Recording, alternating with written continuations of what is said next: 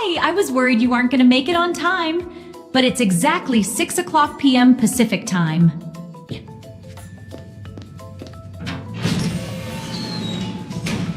That's 9 p.m. Eastern, by the way. Have fun and tell the boys I said hello.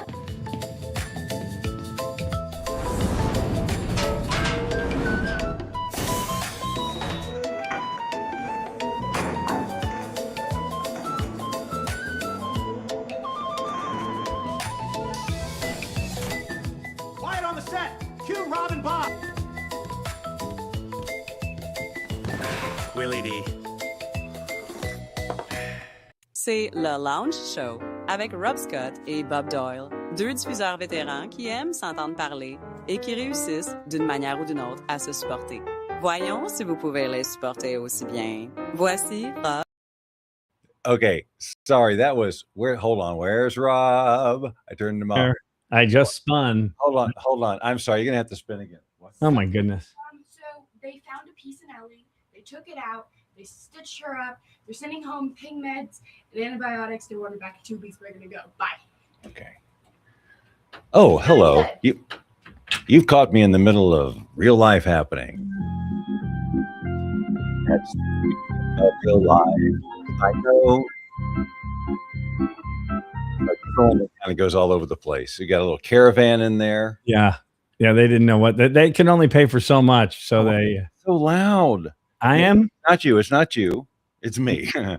I don't know. 9 o'clock on a Saturday, the regular crowd. That's us. I'm Bob, and he's Rob. It says, yeah. Rob has been promoted to junior marketer. That's right. So hold on. Do we have? No, hold on. Yeah, I hear it only like in the background or something, like it's coming from a speaker in the back of the room. Let's try it again. I forgot about these. Yeah, not coming through. I mean, it is, but it isn't. Hold on.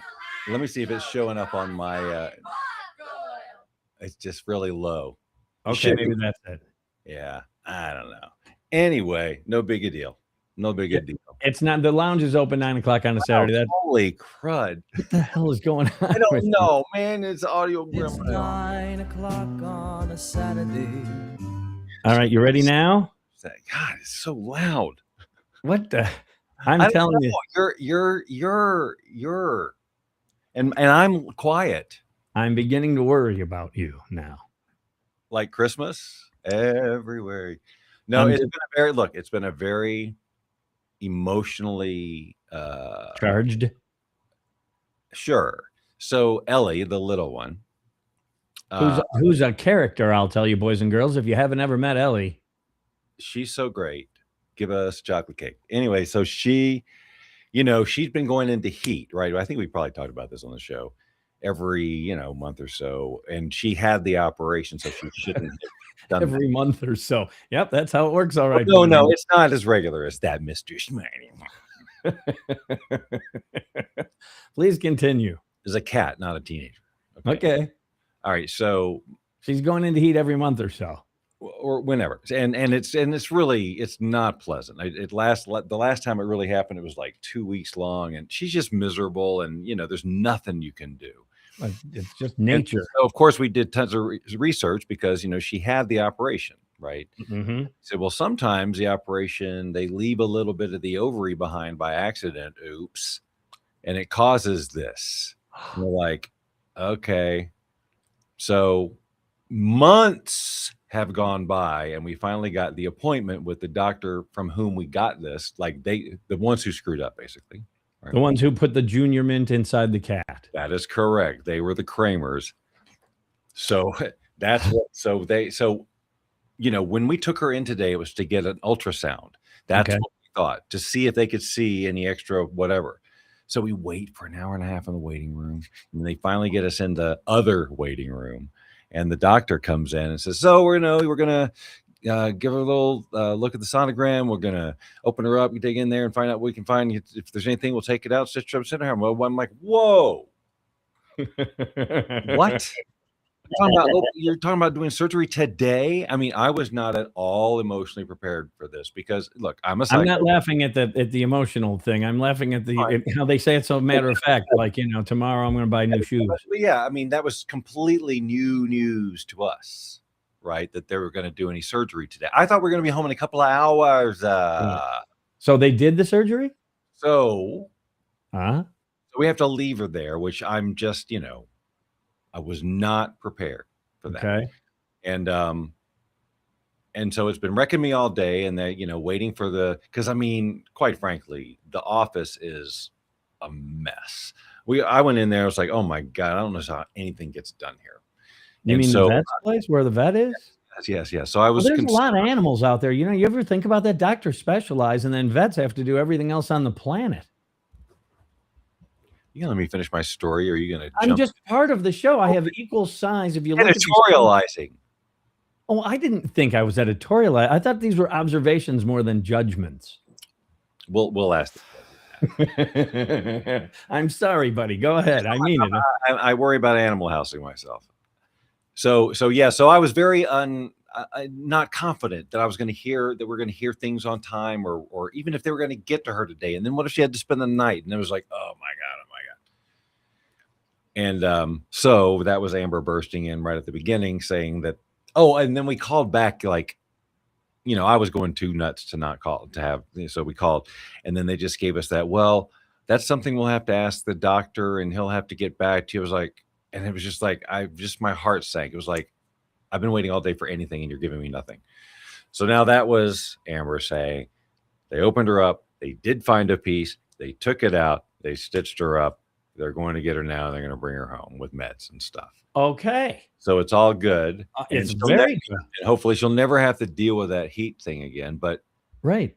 Get it right the first time. Well, wouldn't it all be? Now we've got a couple of weeks of recovery. Yeah. And that's no fun for them. It's no fun for anyone. Yeah, but I bet you Amber will make some sort of welcome home cake, and you can share. Well, yeah, there's not a cake, but hold on a sec. I'm going nowhere. The lounge is open until 9:30 Eastern. Okay. Uh-oh. I'm just watching them leave. I thought they had left already, but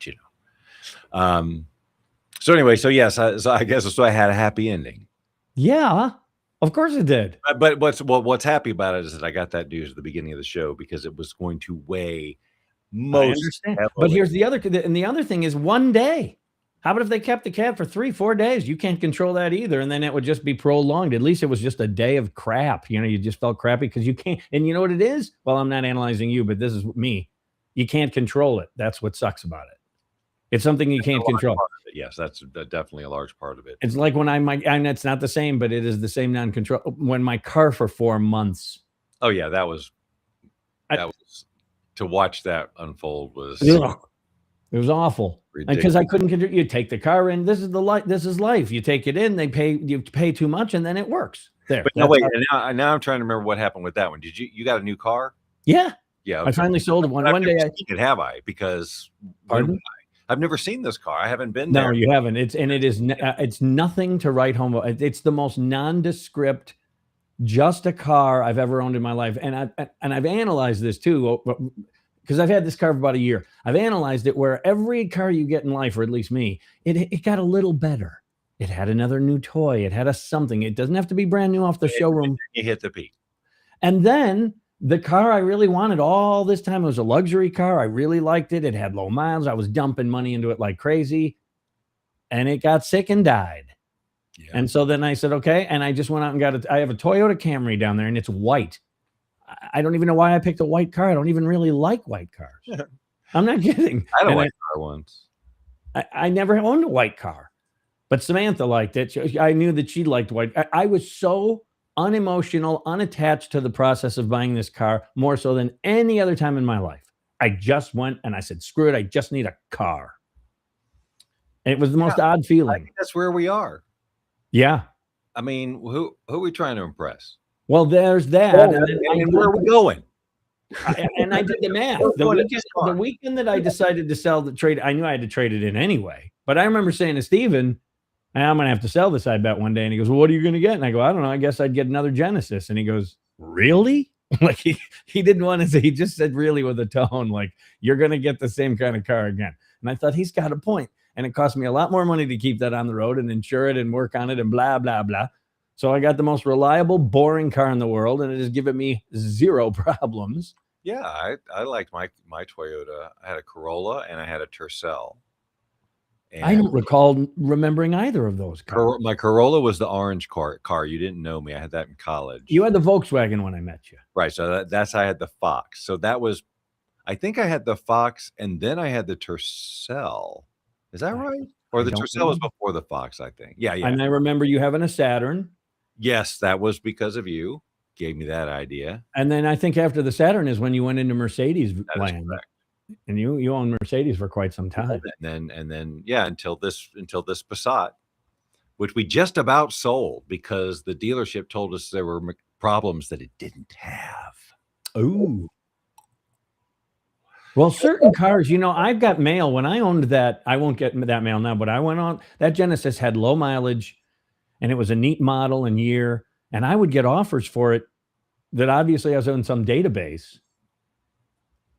So I wonder if that Volkswagen is the same, where it's a unique car, it's in good shape, the mileage is good, and guys who manage vehicles out there know that, and they tried to kind of hoodwink you. Oh, I don't know. That seems like a lot of work. Well, it's the same amount of work, and they I don't even remember what year this thing is, honestly. I'm just floating an option, Bob. Anyway. By the way, I like that Tracy, that Lat Bat intro. That is my favorite iteration of Lat Bat you've ever done. Her voice is great. The caricature is great. The copy, hi, and then tell the boys I said, come on. It is just delight. It's a Disney movie, man. She could be a Disney character with it's not her voice though at all. That's just what was generated. And I know, good enough. But it suits the character, that voice. It's a Disney voice to me. Yeah. Yeah, I love the way it said, tell the boys I said, hey. Yeah. Or whatever. It's like, and then when the set shows up, there's a couple things I noticed today. First of all, no women are working. It must be a union thing that the crew on the set is all male. A couple guys have overalls, which I get a kick out of that. Well, And then as it's coming in, I don't know how you describe it, stage left, right, or whatever, but from the viewer's perspective, there's a sign on the left-hand side that I'm dying to know what it says. Maybe it doesn't say anything. Maybe it's just squiggly lines to look like a sign. I don't know. Like Charlie Brown's teacher. And then what we haven't even talked about is what we say at the end. Wheedly or something like that. Oh, that's another thing I thought would be fun. So as the camera's panning in, did we say Wheedly? We say it just says something. Okay. Cue Rob and Bob. Right when it says cue Rob and Bob, I think the cactus should catch fire like a burning bush. I don't know why I didn't think of that. It's a cactus is there on the left-hand side of the set. And I just think it should be like, the burn. Are you the singing bush? I thought it could be our interpretation of Three Amigos. Okay. That the cactus could sing or talk, like a puppet type character on the lounge show. I like that too, or a Pee-wee type of that. Right, exactly. I mean, that's obviously was the inspiration. Garfield Goose or Lamb Chop and what's her name? Sherry. She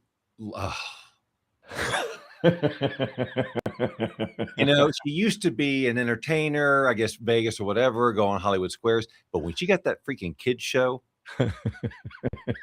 I think the kid show was first, wasn't it? The latest one, no, you are correct. Originally, she did that. Yes, that's what I was referring to. Black and white or whatever. Sorry, the latest one, like in the 80s or whatever it was, and I didn't even know she did. It ended with this song, and it was all these kids marching around in little TV kids style, like the exaggerated this and it's real high and the hair bouncing and all this other stuff. And this is the song that doesn't end. It just goes on and on, my friends. Oh my gosh, you remember the lyrics. Singing it, not knowing what it was, but they just kept on going, just because it says the song, and it just loops. For how long? It's still going. Yeah, because it says this is the Move song. out of the house. This is 1990. We had to move out of the house. Move out of the house. It's like a bad Twilight Zone episode. It's interesting that that's an earworm all these years later. You still have it right there at the tip of your tongue. They sing it over and over, and for whatever reason, I just am curious why you were watching Sherry and Lamb Chop in the 80s. I know you're somewhat younger than me, maybe it but was the 90s then. It was the kids. It was, okay. See, it was for my kids. So yeah, you're right. It must have been the 90s. yeah, your kids. And I was talking at work, and already that's a bygone era. The stuff my kids watch, which I thought, well, of course they're still doing it, and like some of them, but very few. Like there's a whole new iteration of kids stuff that they watch now. And Sammy has this. I don't know her. She's like Miss Kitty. That's not her name. It sounds like a stripper, but it's like Miss Sherry or something. That's not Sherry. We're just the point is she's got overalls and she sings these songs. Oh yeah, I know what you're talking about. And she's very successful. I guess she makes a lot of money doing those kids things. And her husband, I think, is in the videos or on the show. I don't know the details, but I do know who she is and that she's killing it. Yeah, she is killing it. I look at that and go, wow, revenue generator. You could probably shoot that in your basement. Yeah, those people. There's a few channels like that. Now she's one of the tops, but I know she's the Joe Rogan of the format, but still, it's pretty impressive. Did you like? It's pretty impressive. Oh, and speaking of that, you were locked, and I wasn't ready with my video for some reason. Video for some reason.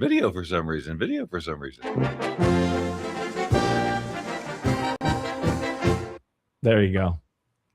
Nice. Video for some reason. Now I don't know where we were. You Animal Housed my ass. Oh, Animal House.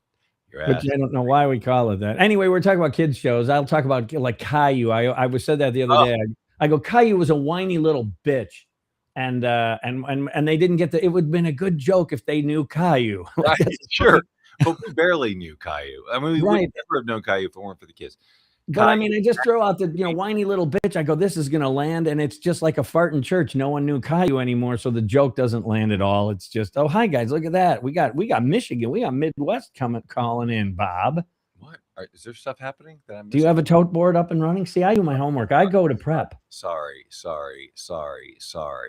I go to rehearsal, Bob. That's what I do. I go to rehearsal. Guess what's happening? They're going to the vet to pick up Ellie. Because you know how she had heat all the time? Well, turns out they found a little piece of ovary.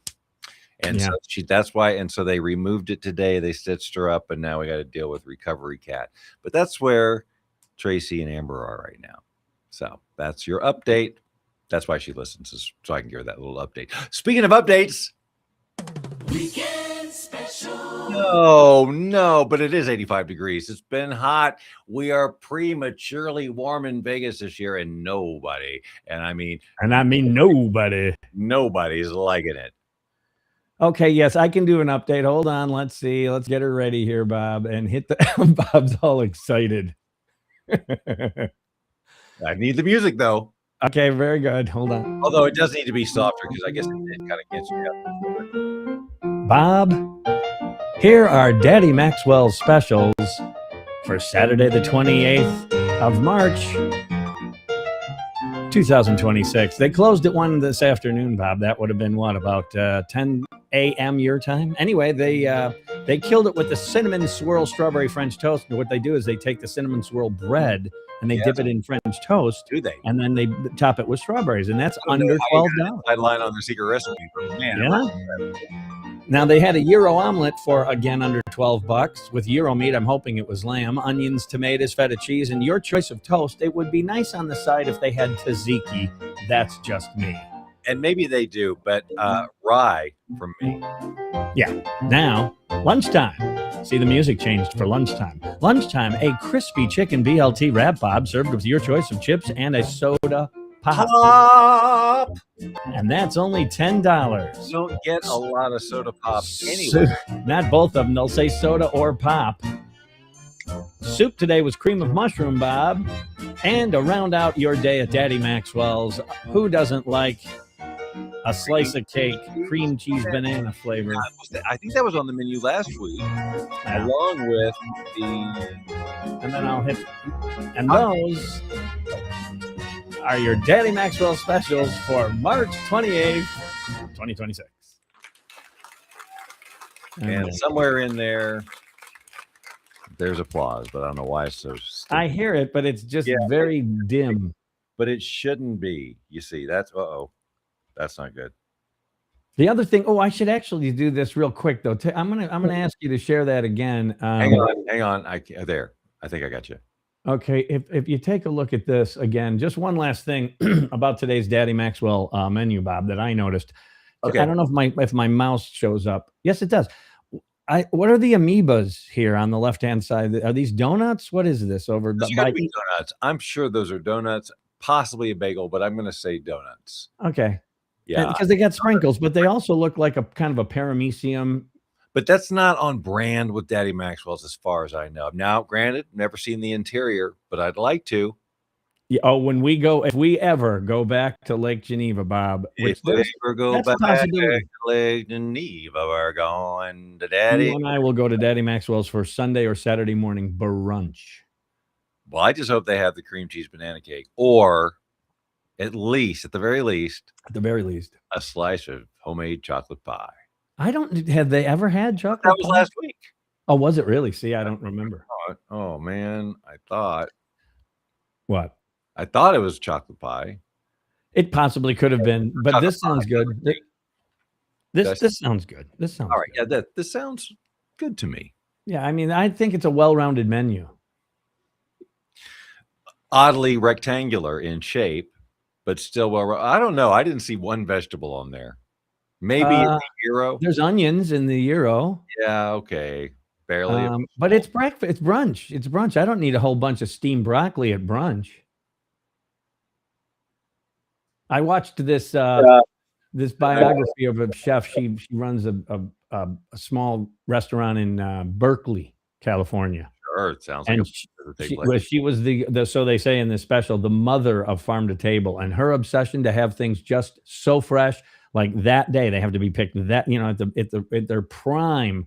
And then her whole concept is, if the food is that good, you don't have to be that good in the kitchen. The flavor comes from the actual food, which was real fun to watch how she went about her life. That was just kind of cool to me. She was really a stickler for this. No, we're not going to.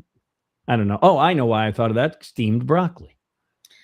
Why is Rob so loud? We don't know. I'm still loud. I'm looking. My levels are the same as they always are. It's totally on my end. I just don't know why. I mean, the levels are wackadoodle all over my board. I need a new board. I guess it feels new, or maybe I just need to go get it cleaned. Like go get it professionally. Just like, could you guys? I bet you they do that, right? They could. Sure, they do.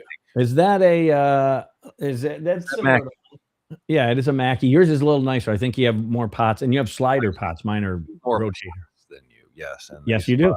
But yeah, like one of the, your typical. But didn't you is missing.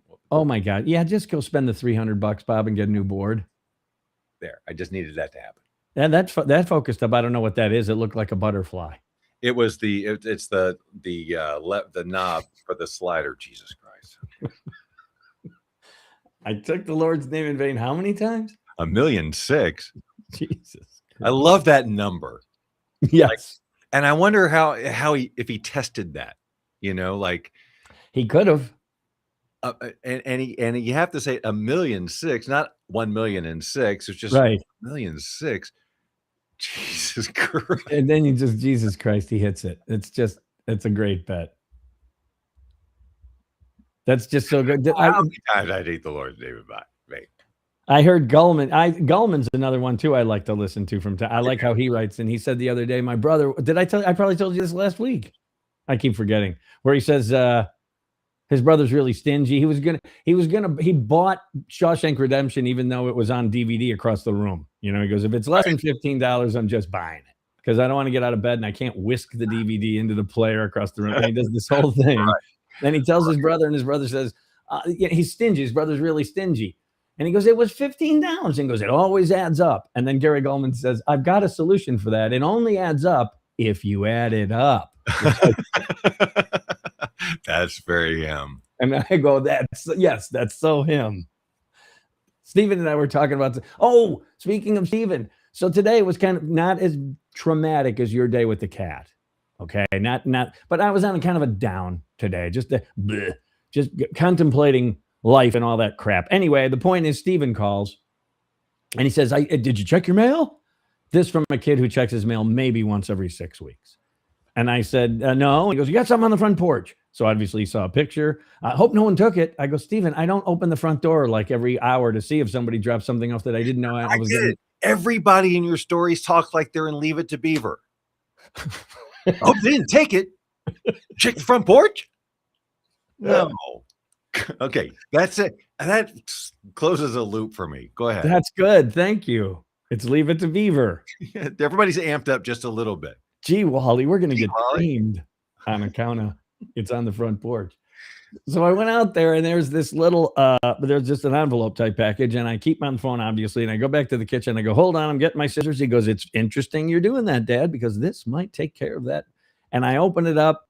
I don't know what voice that was. You're doing that because this might take care of it. Again, cannot see Steven doing that in any way, shape, or form. Well, he said those words.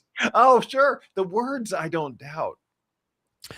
The point is, it was this neat little package opener, kind of like a razor thing. You open it and it's ceramic. Just a little sharp, cutting is ceramic instead of metal. Okay. Metal. And anyway, and it's also a kitchen magnet. It's also a kitchen magnet. It goes right on the fridge. And he goes, I open up 12. Oh, there's another voice. 12 packages a week or a month, Dad. And it's never gotten dull. And I thought that's so cool. He wants to send these to like I do with spatulas. Right. That maybe I didn't tell him that, but I thought that when he was telling me, hey, I'll send one to Sam. And I thought, that could be his spatula. Mm-hmm. Or a knife sharpener too. I think you had. Yes. One of your. I remember when I sent the knife sharpener to Oak, and then he had to call because I don't think I'm doing this right. And I can hear Rose in the background going, you gotta turn it around, so she's shouting, cut your hand off. Yes, because he opened it and threw away the limited instructions. And so he was effing it all up somehow. It can be, it's like, well, am I supposed to? Okay, I get it. You just but all you need is just don't throw out the package. Right. I mean, come on. Confidence. It's not a toaster. That was Dave Savage. He said, my toaster came with instructions. He goes, if you need instructions how to work a toaster, you're like in some deep doo-doo.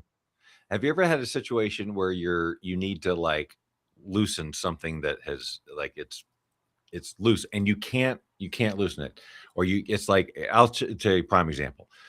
We were out and we needed a lighter. We got a Cricket lighter. Okay. So this is a special kind.